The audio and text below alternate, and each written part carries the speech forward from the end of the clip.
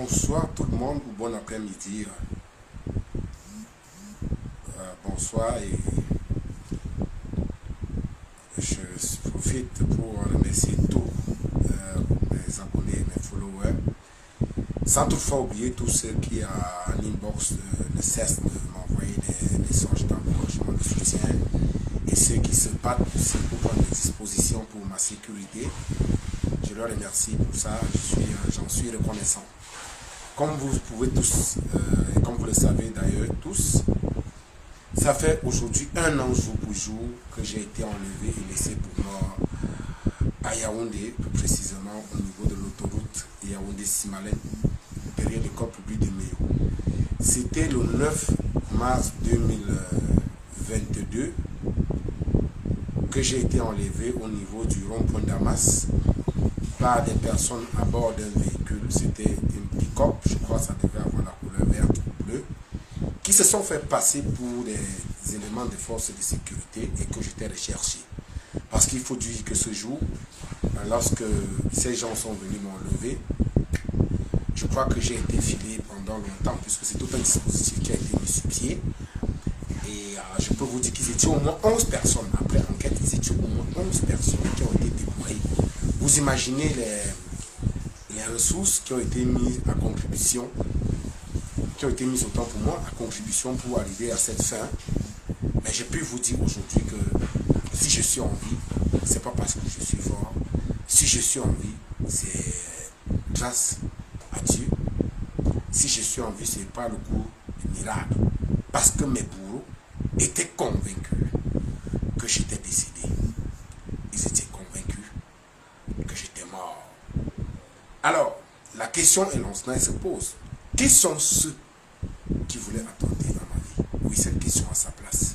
Cette question a sa place parce qu'aujourd'hui encore, je suis victime de menaces. Je suis victime de filatures, je le sais. Je le sais. Que ceux qui sont derrière cette histoire sachent que je suis au courant. Je sais tout ce qui se trame. Hier, il y a eu un individu qui m'a affilé avec un véhicule de marque A26. Ces derniers, heureusement, l'intervention des jeunes, lorsqu'ils sont arrivés, il a pris fuite avec ce véhicule. Mais heureusement, nous avons pu arracher le poignet de la portière que voici. Je dis bien hier soir. Hier soir. Lorsqu'on a voulu arrêter le véhicule, il a pris fuite. Alors, cette question a sa place parce que aujourd'hui, il y a des personnes qui se permettent de dire du n'importe quoi sur des gens. Faites attention. Ceux qui me connaissent savent que j'ai été victime de plusieurs agressions. J'ai passé 2 années de ma vie en prison, 365 jours fois 2, pour rien. Dans un premier temps, j'étais à la prison centrale de Yaoundé. Après, on m'a transféré à la prison principale de Yaoundé. Vous savez ce que c'est que la prison principale de Yaoundé? Renseignez-vous. On appelait ça la BM, c'était un centre de torture. Et c'est une prison de haute sécurité, de haute surveillance, rattachée à la présidence de la République. J'ai été gardé pour une affaire, dit-on, de diffamation. J'ai passé 2 ans de prison, 27 procès, 24, je crois, 27 procès, oui, 27 audiences, 27 renvois. 2 ans. Je sors le 20 mai 2022, je crois 21, oui. Alors, il faut dire ici que des gens se permettent de dire non, vous êtes un machin, vous êtes dans les flancs, vous faites ci. Non, je n'en fais pas partie. Je risque au prix de ma vie. Je vais vous montrer quelque chose. Ici, pour ceux qui s'en souviennent, c'est en 2019, avant que je n'aille en prison, en fin janvier. J'ai été victime, j'ai échappé à un enlèvement. Et mes bourreaux m'ont laissé, comme vous voyez, avec le visage, avec des lacérations partout sur le visage. C'était à l'entrée de mon domicile. Cette photo, c'est l'année dernière, lorsque j'ai été enlevé, tabassé et laissé pour mort au niveau de l'autoroute Yaoundé-Simalène. Que des gens se placent, ils parlent de n'importe quoi, il faut faire attention. Il s'agit de la vie d'un être humain. Je pose cette question encore. qui a voulu attenter à ma vie, oui, c'est qu'il soit à sa place. Parce que je suspecte, je vais dire, je suspecte des personnes. Et j'accuse les autorités que j'ai saisies pour cette affaire. Parce que ça fait 1 an, il n'y a pas de suite à cette affaire. Et je pense que si on avait mis du sérieux sur cette histoire, je ne crois pas que Martinez serait décédé. Parce que je suis convaincu que c'est la même équipe qui a enlevé Martinez, qui l'a torturé, qui l'a assassiné, qui m'a enlevé. J'en suis convaincu. J'en suis convaincu. Même si on dit que parmi les gens, je souhaite que ce soit faux, qu'il y aurait des personnes qui sont des policiers, qui le sachent. Il y a eu des rumeurs où ils m'ont enlevé, il y a des gens qui les ont enlevés. Alors, je vais poser la question ici au commandant Manga de la brigade de Simeon. Je lui repose la question. Où en est-on avec mon affaire? Qu'ils nous disent. Il commence à être aussi suspect. Qu'ils nous disent, ça fait 1 an aujourd'hui. Où en est-on? Tous les indices en sa possession lui permettaient d'interpeller ces gens. Je ne vais pas dévoiler ces indices ici. Demandez que M. Galax Etoga interpelle le commandant de la brigade de Simeon. Si vraiment vous voulez faire la lumière dans cette histoire, si vous voulez protéger les Camerounais, sauf si vous estimez que je ne suis rien et que je n'ai pas droit à la justice, alors on en tirera les conséquences. L'opinion publique va tirer les conséquences. Oui, on a vu les engouements derrière l'affaire Martinez, c'est bon, c'est vrai. Mais je pense que si on avait fait le travail qu'il fallait faire bien avant, le jour que j'ai été enlevé, Martinez ne serait pas décédé. Il ne serait pas décédé. D'une part, vous êtes responsable. Parce que les autorités n'ont pas fait le travail. Alors, je compte à dire ici que ce jour, cette période, lorsque j'ai été enlevé, j'ai beaucoup parlé, vous vous souvenez, c'est hyper assonant, lorsque le jeune enseignant Hamidou est mort, j'ai beaucoup travaillé sur le dossier des OTS. Et j'avais publié une photo à la veille où il y avait monsieur le ministre des Finances, Louis-Paul Moutazé, et Amourou Belinga. J'ai publié une photo à la veille où j'ai mis Vive la ligne 94. Voilà les 2 sujets saillants sur lesquels j'ai travaillé. Quand j'étais en Kondongo, travaillant sur l'affaire Bonita, des gens ont commencé à me chercher avec des photos. J'ai cette information. Il y a eu des réunions qui se sont tenues en famille. Je ne vais pas citer le nom des membres de famille ici. On sait le projet qui était derrière. Aujourd'hui, alors, que les autorités nous disent. Une plainte a été déposée. Je vais clarifier cela. Pas une seule. Je prends ici à témoin Ali Sadio. Parce que le jour que le commandant de la brigade de Simeon est venu à l'hôpital me rencontrer, mon tante, Madame Ali Sadio était présente. Il a d'ailleurs dit qu'il a vu le couteau de ses bourreaux parce que lorsque ce monsieur m'a arrêté, nous sommes tombés, j'ai insisté, j'ai résisté son couteau. Donc le commandant a dit que lui avait même le couteau qu'il a trouvé. Alors, monsieur Manga, le commandant, où en est-on avec l'enquête sur mon enlèvement? Il y a des caméras d'où j'ai été pris. J'étais, pour ceux qui connaissent le rond-point Damas, il y a 2 cafés mitoyens. J'étais dans un café qui appartient à un ami. Nous étions d'ailleurs ensemble, on regardait le match de Paris Saint-Germain. Mes bourreaux sont venus, il y avait certains assis dans le café d'à côté. Celui qui m'a enlevé buvait la kadi et il mangeait le shawarma, il n'a même pas vidé sa bière. D'autres étaient assis dans le même café où j'étais, ils étaient au moment où j'étais assis là. Même quand je suis parti, ils m'ont enlevé, certains sont restés sur place. Alors, ce jour, lorsque je sors, ils m'enlèvent. Ils me mettent dans la voiture, ils enlèvent mes vêtements, on m'attache le visage, le cou, la bouche. Ils m'ont frappé durant tout ce parcours jusqu'au lieu où on est arrivé. Chemin faisant, ils ont pris quelqu'un en haut. Lorsque vous voyez, le scanner cérébral, heureusement, parce qu'ils m'ont frappé au niveau du rachis cervical, j'en suis sorti par miracle. Parce que l'objectif, selon les spécialistes, de me frapper au niveau du rachis cervical, c'est provoquer une hémorragie interne. Et lorsqu'ils partaient, ils ont pris tous mes vêtements. Ils m'ont laissé en tenue d'Adam, nu comme un ver de terre. C'est la même façon qu'on a laissé Martinez, nu comme un ver de terre.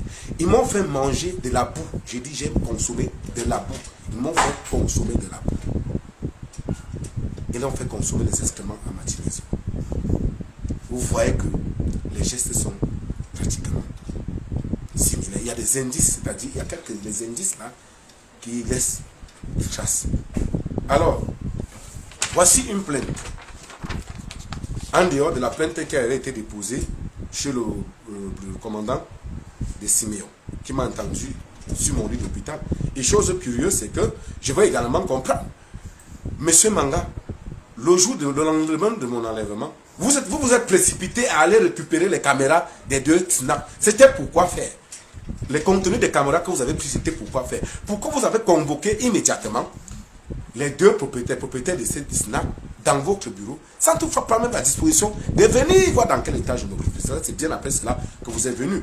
Il se dit que les propriétaires de ces snaps ont subi des menaces. Monsieur Manga, si je ne me trompe pas, je crois que peut-être un jour vous m'avez dit que ce dossier est compliqué. Qu'est-ce que cela signifie? Alors, je suis arrivé, reparti sur le site où j'ai été enlevé. J'ai appelé le commandant. Je lui ai dit, est-ce qu'il peut venir? C'est d'ailleurs un ami, ce qui me surprend d'ailleurs. Est-ce qu'il peut venir au moins voir le lieu? Il n'est jamais venu. Il le sait, je l'ai appelé. Du trajet, du lieu où on m'a pris, il y avait des caméras de surveillance. Le poteau en face, parce que lorsque vous êtes au café là, généralement pour ceux qui connaissent, on appelle ça le chicha. Il y a deux caméras sur le poteau en face. Donc, parce que quand ils m'ont porté pour traverser avec moi, la voiture était de côté. Il y a deux caméras. Mais ce qui est curieux, c'est qu'on nous fait savoir que les deux caméras sont gâtées. C'est ce que les propriétaires des snacks disent. Mais mon ami aussi, qui est propriétaire de ce café, qui ne pense pas que je ne suspecte pas. Il est également parce qu'il ne m'a pas trop aidé dans cette histoire. J'estime qu'il ne m'a pas trop aidé. Bon, je peux comprendre peut-être qu'il me menaçait, mais au moins il s'agit d'une vie. Je serais plus peut-être, on serait en train de dire il y a un an, Paul Chouta a été enlevé, grippe, et puis quoi? C'est ma famille qui aurait perdu. Alors, du coup, ce que j'explique très clairement, c'est que comment se jouent les deux caméras là? On nous fait savoir que c'est gâté. Comment? Ça attendait seulement ce jour pour se gâter.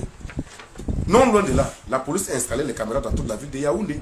Nous, au niveau du rond-point express et du, comment on appelle ça, du rond-point Damas, il suffit juste que la police exploite les caméras. C'était le 9 mars 2022. Il était, je crois, 21h24. À partir de ces heures-là, on identifie mes roues. Du trajet de l'autoroute, lorsque vous prenez cette autoroute, Yaoundé, c'est pour ceux qui le connaissent. Nous avons, j'étais là, c'est moi qui ai couvert l'inauguration de cette autoroute. C'était la période de la canne. Tout l'autoroute là, il y a des caméras. Tout le long de l'autoroute, il y a des caméras. Même jusqu'au niveau où on m'a amené. Puisqu'ils ont pris une servitude. Et au niveau de la servitude là, il y a une caméra placée là. Donc on peut identifier tout ça. C'est derrière l'école publique Meyo, ceux qui connaissent cet endroit. Alors, mon avocat, Maître Doka Komié, avait déposé une plainte chez le procureur de la République près du tribunal de grande instance du Fundi. Contre des charges. Vous pouvez voir, voilà la copie. Si vous regardez bien, vous allez voir là, DRPJ. Vous voyez, il y a DRPJ là, en bas, ici. Donc, j'apprends que le dossier a été coté à la DRPJ. Je n'ai jamais été convoqué, ni entendu, ni auditionné par la DRPJ. C'est louche, c'est suspect. Et il se dit qu'il y aurait quelqu'un qui travaillerait là-bas, qui était parmi mes bourreaux. Je souhaite que ce soit faux. Pourquoi jusqu'ici? La DRPJ, si tant est que le dossier a été transmis, comme je le vois sur la copie de cette plainte, pourquoi jusqu'aujourd'hui, ça fait un an, je ne suis pas entendu? Est-ce qu'il y a des choses que vous voulez cacher? Est-ce que je n'ai pas droit? Je ne suis pas un citoyen camerounais qui a droit à la justice. Je veux savoir. Je veux savoir. Alors, avec tout ce que j'ai exposé, vous voyez bien, mon avocat, elle est témoin, elle est vivante, mais que tout soit compris, c'est elle qui a déposé cette plainte. Et il y a une plainte au niveau de la brigade de Siméon, de la gendarmerie de Siméon, sans suite. Pourquoi jusqu'ici, il n'y a pas de suite? Alors, que les autorités se saisissent de cette affaire, urgemment. Parce que je suspecte que ce soit les mêmes gens qui ont assassiné Martinez, qui ont fait ça. Alors, s'il y a des personnes, des groupuscules, qui sont là uniquement pour faire du mal aux gens dans un pays qui se veut sérieux, alors les autorités doivent réagir au moins pour l'image de ce pays. Je ne mérite pas justice. Si on avait réagi avec vigueur suite à mes plaintes, j'en suis sûr, je suis sûr autant pour moi que Martinez ne serait pas décédé. Parce que ça aurait permis d'identifier. Je vous dis, mes bourreaux ont fait tellement de bêtises, de fautes, qui, je vous dis, permettez que je ne donne pas ces indices ici. Je n'ai pas le droit, sinon j'aurais fait. Il y a des indices, un détail, petits détails, qui fait qu'on les interpelle les minutes qui suivent. Monsieur Manga, je crois que vous êtes au courant de ça.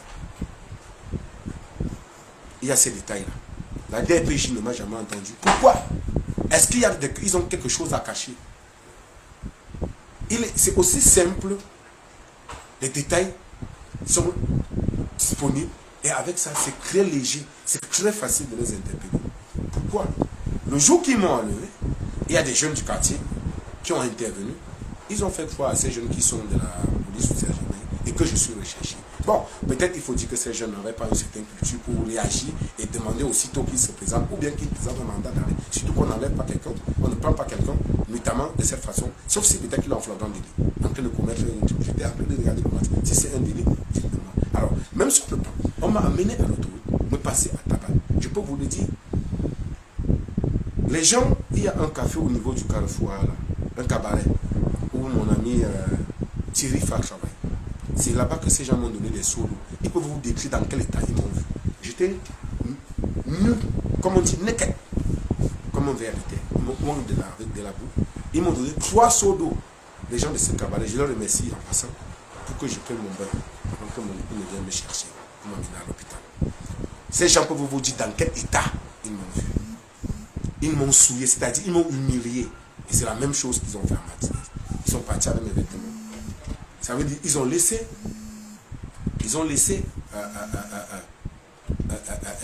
m'ont laissé là, comme ça. Ils sont partis avec mes vêtements. Certainement, c'était peut-être comme ils ont fait avec matinée, parce que, voyez-vous, les photos, c'est d'abord les photos des vêtements et de la chaussure de matinée qui circulaient sur les réseaux sociaux avant son Canada.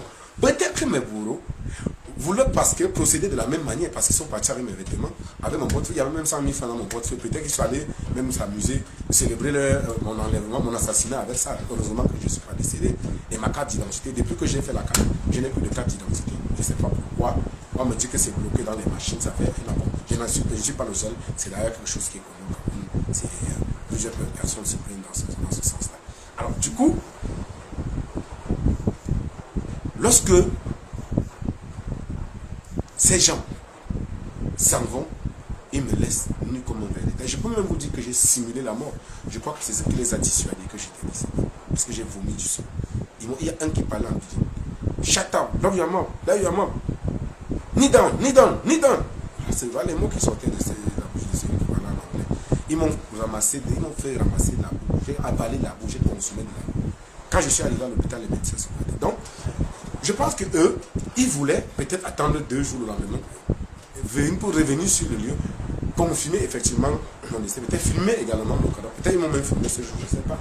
Et parce qu'ils sont partis avec mes vêtements. Peut-être publier mes vêtements pour donner les indices du lieu où je peux me trouver. Bon, sauf que c'était en pleine saison de pluie, qui vous dit, parce qu'il y a une rigole là, si je restais là, je pourrais faire peut-être que, vu la zone, bien que ce soit à l'autoroute, la zone là, il serait difficile. Je pourrais même passer peut-être pour là sans qu'on ne sache que j'étais là-bas. C'est derrière l'école publique, mais il y a bien le bitume.